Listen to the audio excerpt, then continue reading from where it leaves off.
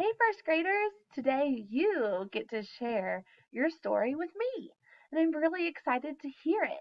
First, I'm going to practice sharing my story with you, and mine is on the computer.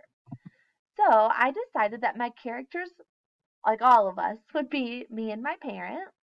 The setting I chose was in our kitchen. The problem was that I made brownies and burned them.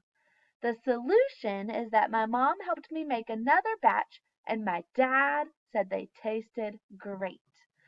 So, the next part I want to do is I want to tell you a retell just like I'm telling a story in a paragraph about my experiences.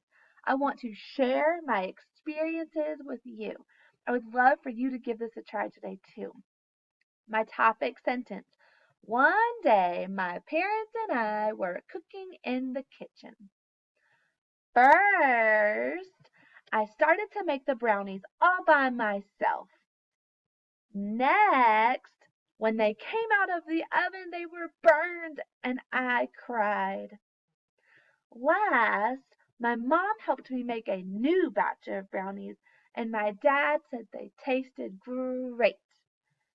As you can see, I had a great day in the kitchen with my mom and dad. Now, you give it a try. Tell me your character setting, problem solution, and then try to retell your topic, first, next, last, and your closing. Hey guys, today I'm going to share my experiences through storytelling with you, and then you can share yours with me on a video. So, I have mine digitally, which means mine's on the computer. Let's check it out. My characters today were me and my parents. The setting was in our kitchen. The problem is that I made brownies and I burned them. The solution is my mom helped me make another batch and my dad said they tasted great.